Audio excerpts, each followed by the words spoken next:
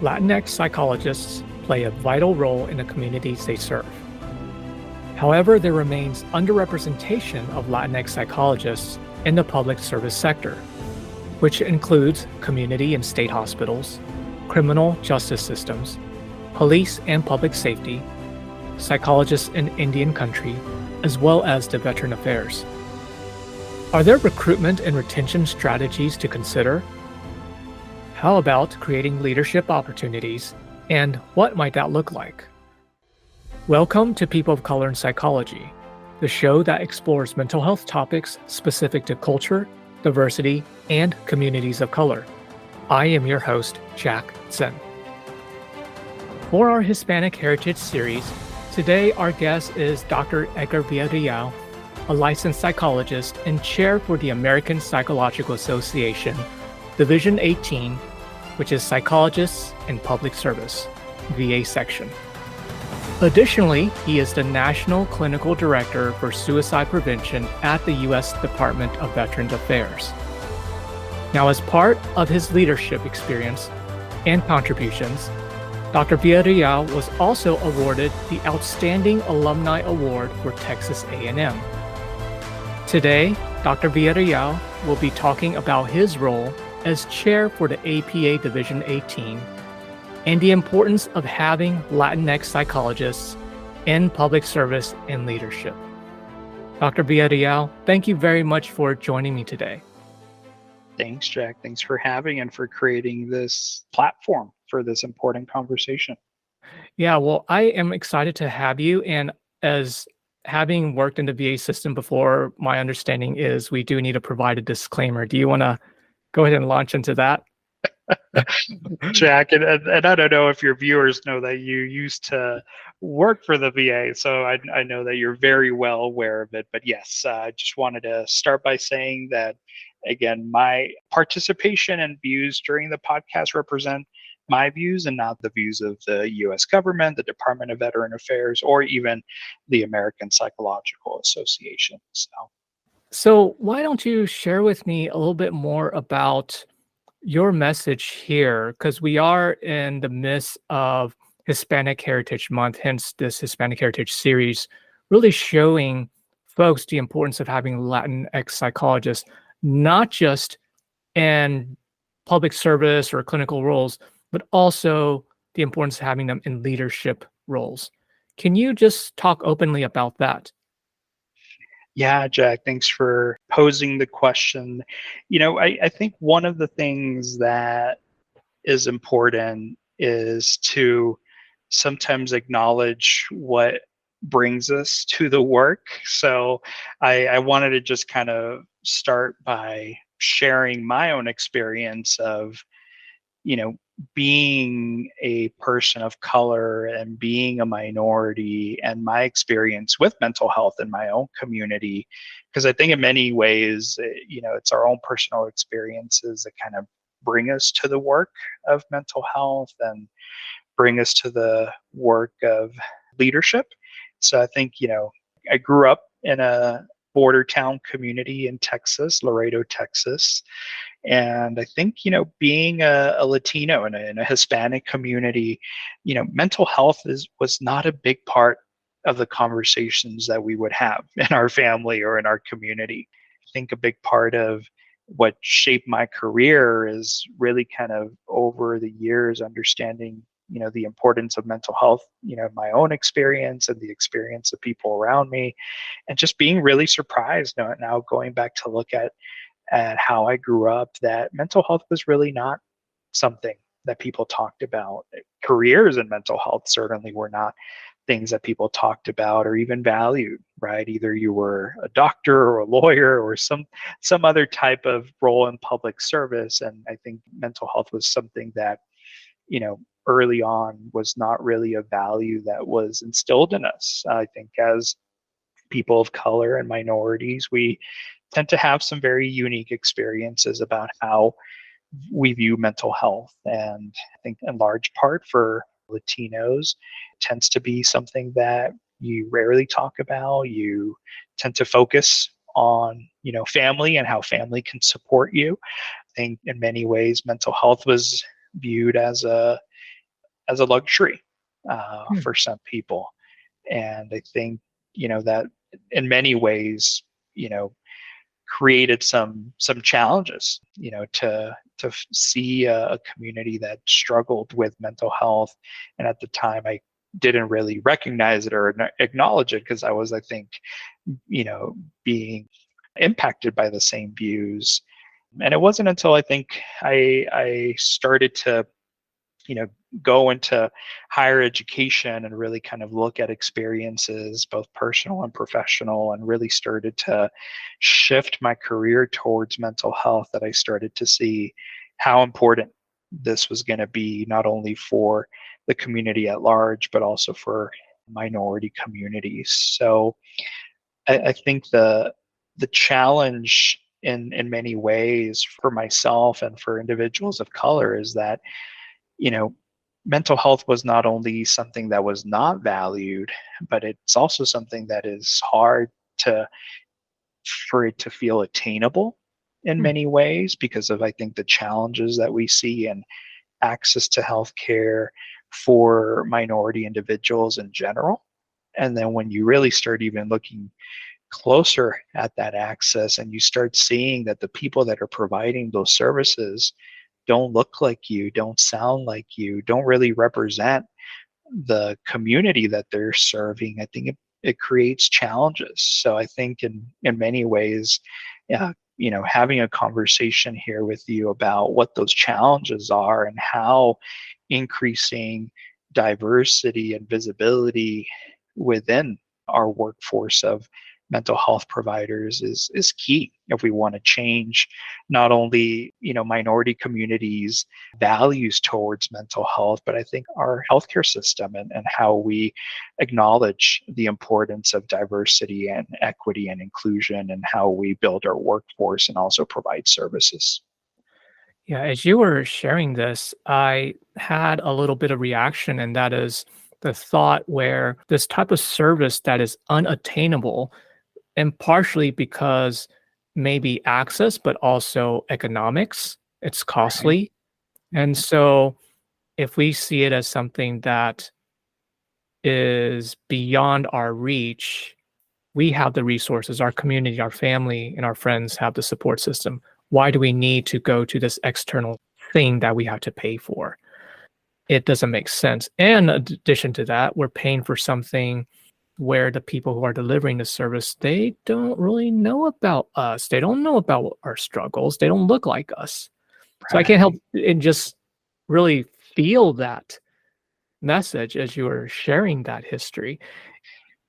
Yeah, and then I mean, not if we're going to talk about history, and this probably is a whole other podcast in and of itself, but I think we have to acknowledge that, systems of healthcare predominantly have not been built with minority communities in mind, and there's a lot of, institutional trauma that impacts communities that make it hard to not only make that healthcare accessible, but that really create some barriers in terms of people's perceptions about what that healthcare is going to look like. In many ways, psychological services and healthcare services at some point in history have had some moments in our history that we're not most proud of, that have negatively impacted minority communities. And those are views that get carried by communities across generations. So I think there's a lot of work there to be done in terms of how we provide care, how we provide training to people that provide that care. And I think that that's where, we bring it back to this idea of diversity and representation in our workforce is going to be really important to make sure that people can not only see themselves in the providers that they're receiving the care from, but that, we step into the workforce and try to change those perceptions and the systems and the programs and the services from within. And I think that that's where representation and voice comes into play. So within that too is the recognition that there's inequity in place, which you've mentioned and alluded to throughout your graduate training or undergrad. You were already beginning to make that shift towards wanting to get into the psychology or mental health space? Yeah, I mean, I think in growing up, right, think as I was kind of graduating and figuring out what I wanted to do with my life, I always knew that I kind of wanted to serve in some way. I think that that also comes from my own experience being in a Latino culture. You want to do for your family, you want to provide for your community. So I think service as a value is something that a lot of minority communities can connect with. I know that that's what probably pushed me in the direction of public service. I think it wasn't, once I started to step outside of my community that those inequities started to feel more apparent. Because even in my community, I think, even though those inequities were present, you know, coming from a border town, you're still a part of what could be seen as the majority in that context. So I think it was once I started to go into college and really kind of, be more aware of how much of a minority I was, and how people would perceive my presence and how I would perceive my presence in those spaces, that I started to become, I think, more aware of what inequity would feel like. Can you give me some examples of how others would perceive you? Because I think this is also tied to the leadership aspect. Right.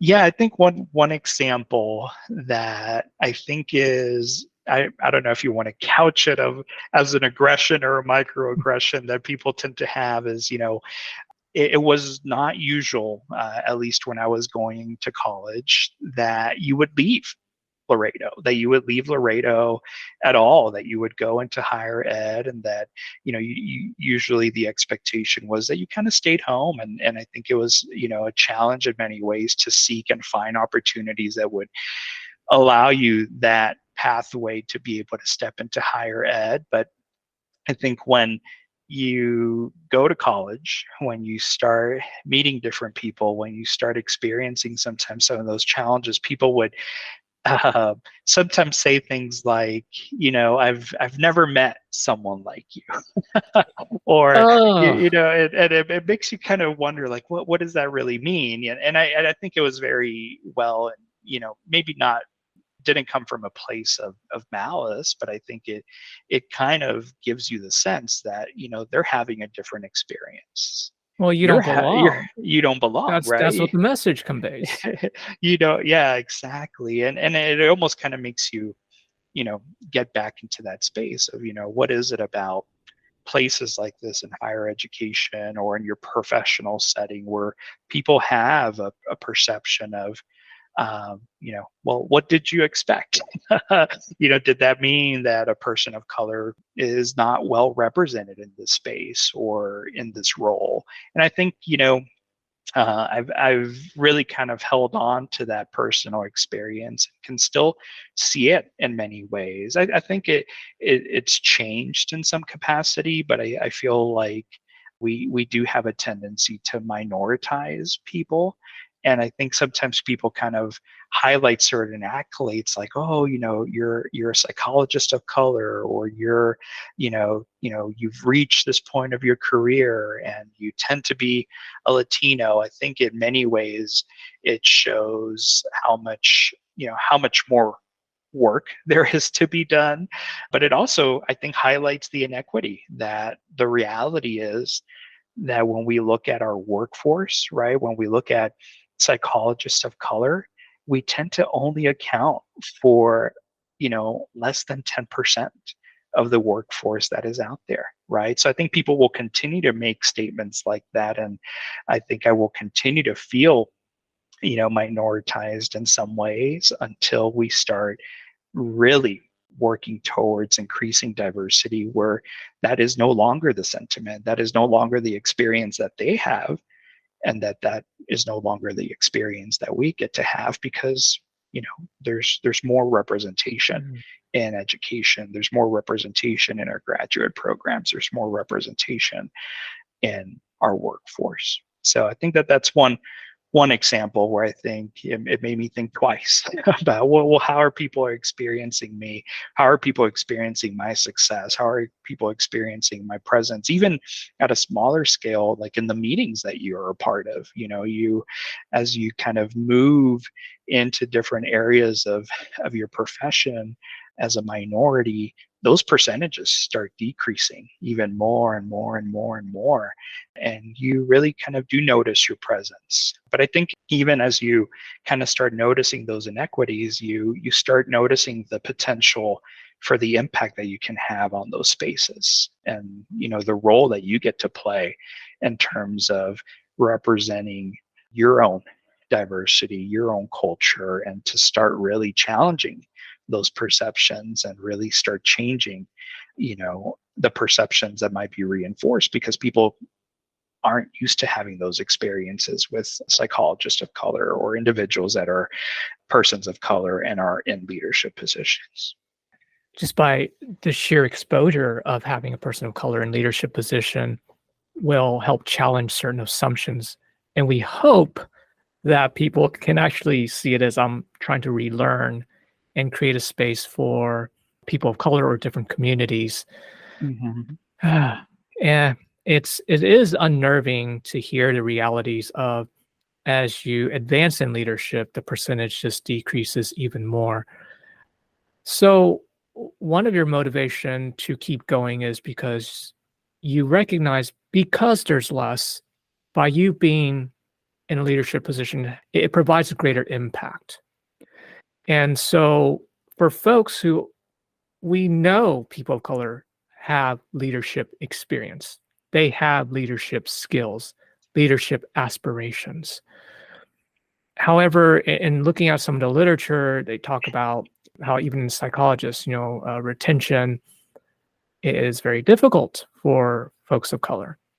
And so if we're Right. trying to increase the pipeline from having, say, Latinx psychologists in public service and try to move it up the leadership ladder, I'm curious from your experience for our listeners who are mostly mental health professionals, faculty members who work in mental health, are there any tips you would recommend try to advocate or support or things they can do to try to, lift and promote each other up as they're advancing in leadership? Yeah, that's a good question, Jack.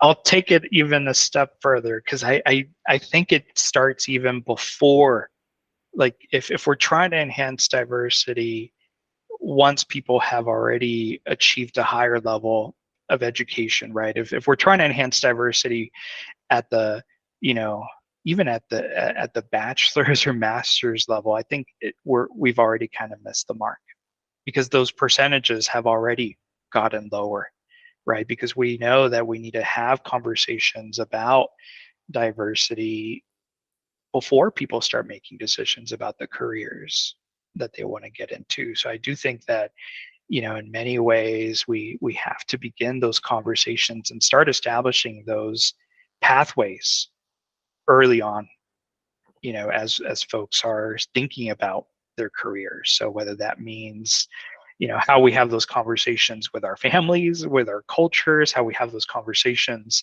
in our high schools, because people need to think and see that it's possible. They need to see that there's a need there.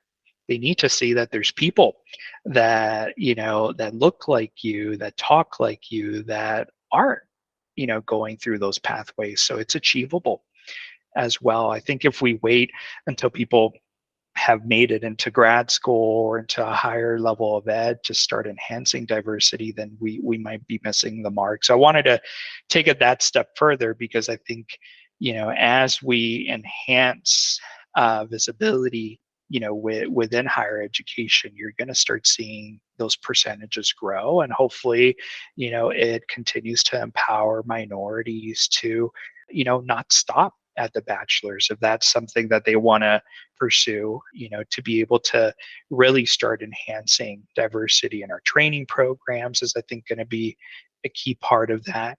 But when we're looking at enhancing the workforce, I think there's important things that folks can start doing to not only recruit, but I think the part that we miss sometimes is to retain. I think there's often, in not only I think mental health, but I think in any profession, this idea that we need more diversity. And then when we achieve that diversity, we don't know, how to continue to nourish it, how to continue to retain that diversity. People don't know what to do with a more diverse workforce. So I think that that's probably another part of that conversation, is not just recruitment, but retention. But when we look at recruitment, a couple of things that people can think about differently is, how do we promote diversity in how we market positions? Especially since those positions, in many ways, you may not acknowledge that minorities may not see themselves as qualified for those positions. In many ways, a lot of people may struggle seeing whether they would be seen as suitable or accepted in those positions. So I think promoting diversity and marketing of positions is important. I think it speaks a lot whenever you have individuals that are recruiting for positions and from the very onset talk about the importance of diversity in the workforce that they're looking to recruit, when they're promoting also that they're seeking more diverse candidates. And there's simple ways that people can do that. And I think you've started to see that, I think, happen a little bit more, where employers are starting to include equal opportunity statements in their job announcements, where they kind of reassert their values and their commitment towards diversity, not only in hiring, but in also how they tend to approach their work.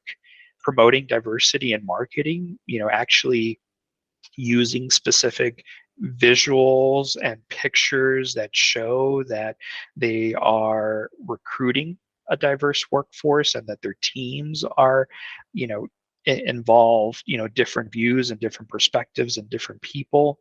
So I think there's ways that people can start really getting creative and thinking about the language that they use when they promote positions, whether they're targeting and messaging their positions towards underrepresented groups of providers. Another interesting, recruitment strategy that I think has become more popular is the use of blind interviews and blind reviews, where you're starting to kind of think about the bias that sometimes is involved in how we make decisions. I think there's actually studies that have been done in terms of the bias that is involved when people read someone's name that sounds like they come from a minority group, and the impact that that might have on their ultimate selection. So I think sometimes you see that there's now processes that are more focused on diversity, equity, and inclusion in terms of how people recruit and select positions, that I think are important to understand that. Because I think the whole point of bias, even though you do sometimes engage in training to minimize bias, bias by definition sometimes is We have it. unrecognizable, Yeah. right? So I think, developing ways in which you can, train people in leadership positions to be aware of that bias and how that bias plays into selection is important. There's ways to go about making changes in the recruitment process to be able to account for less of that bias, whether you're removing names from a resume review, or whether sometimes you have a video interview and you choose that throughout all your candidates you're not going to use cameras, that you're going to just focus on people's responses. So I think that that's another interesting way in which people can engage in recruitment strategies to remove bias. I think there's also been a lot of talk about standardizing questions, making sure that you have questions that are standardized, so you can really kind of focus on people's responses and people's performance, and in some ways also standardizing a question that focuses on people's approach to issues of diversity in the workplace. I think often we focus so much on performance-based interviewing that we also forget that a part of standardizing questions can involve seeing how people perform in situations where they have to take diversity into consideration, whether it's in their interactions with their own coworkers or in how they approach the work. So Yeah, that let me makes pause sense. there. Yeah, yeah, it makes sense because it signals to the folks that you're recruiting that this is important for your organization to even consider it as an interview question because you see the implications of diversity throughout your organization. One thing, so that's more of like the recruitment side, and I think retention has its strategies. The part I'm also wondering about is, and so for folks who are thinking about possibly getting into leadership or even contemplating leadership, do you have any tips for them? That's a good question. Sometimes people ask me, like, is leadership something that you look for or that looks for you, right? Like, do you fall into it?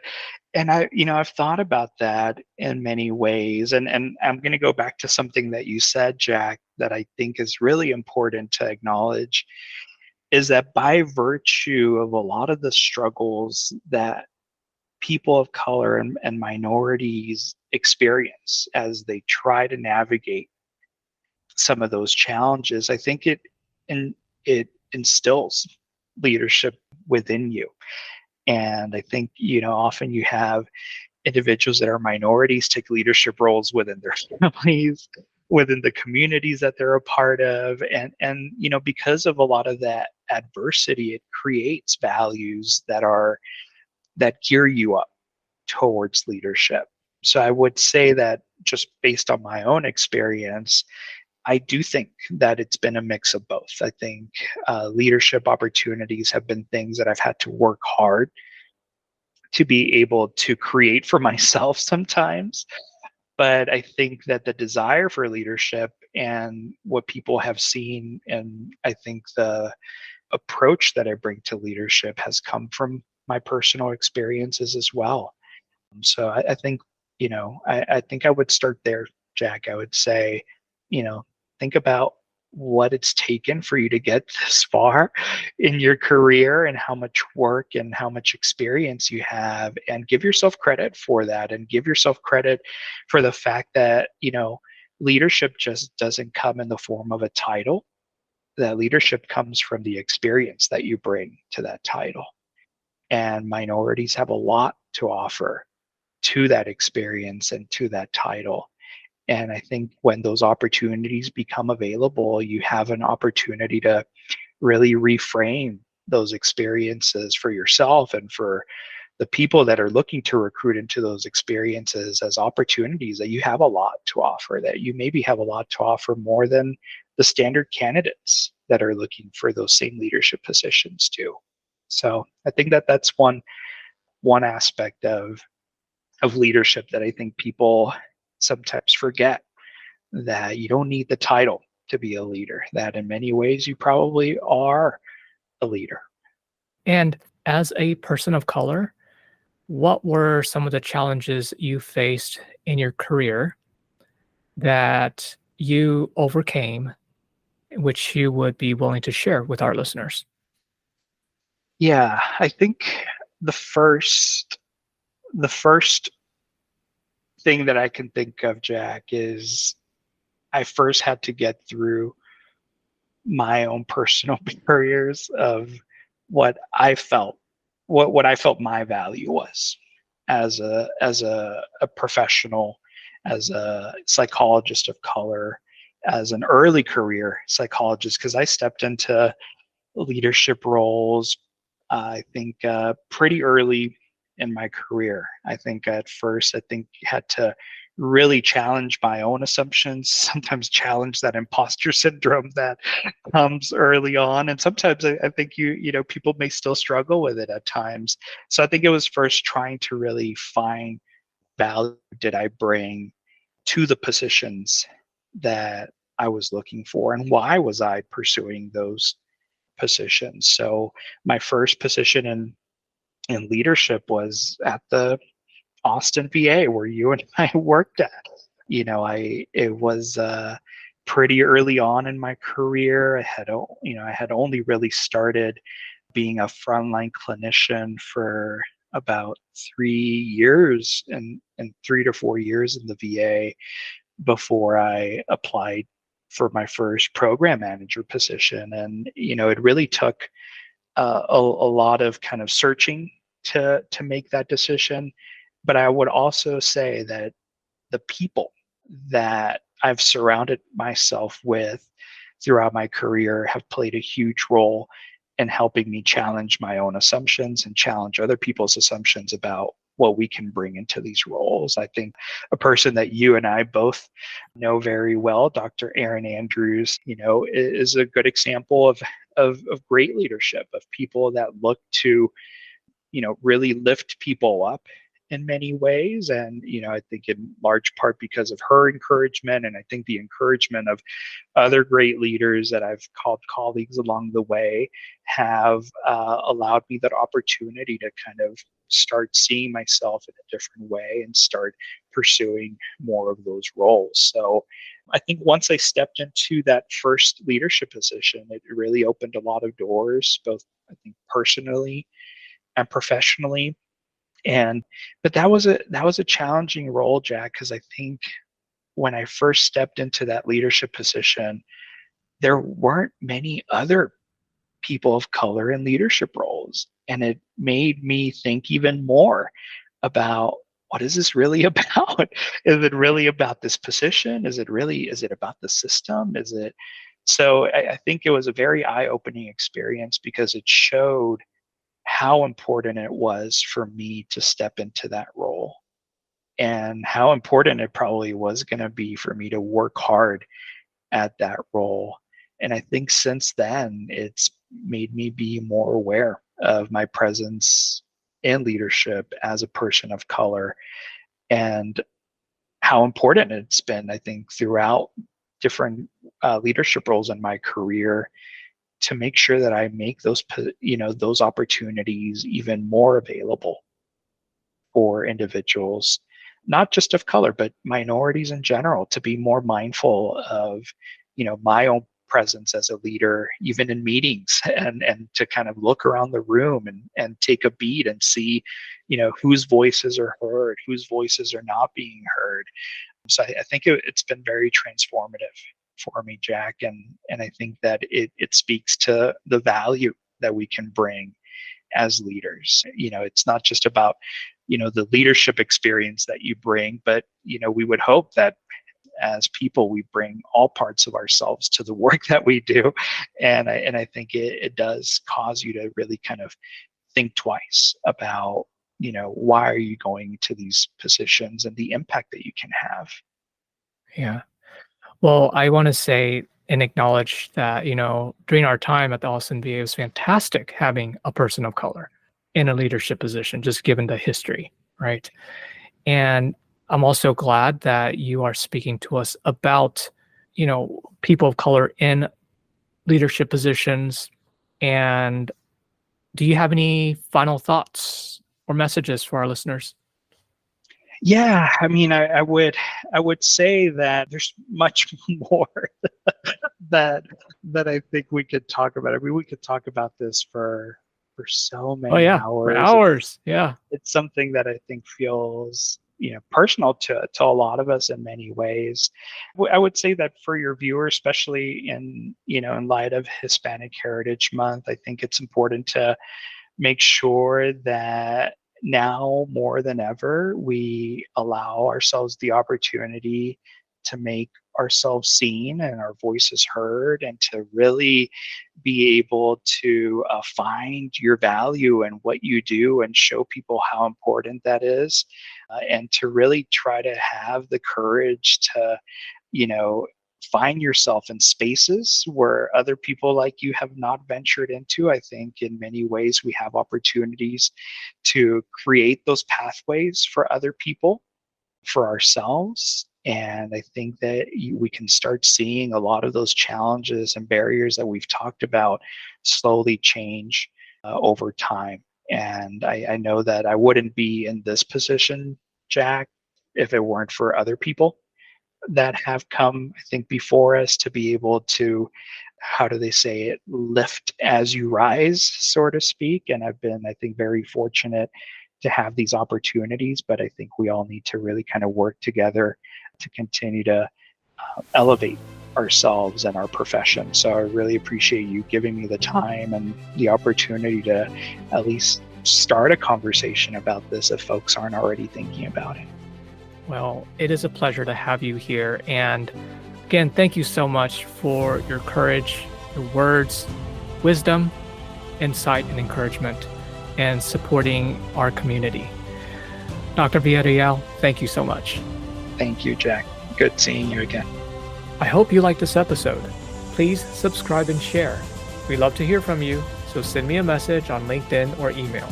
The People of Color in Psychology is brought to you by the Multicultural Counseling Institute, and I'm your host, Jack Sun.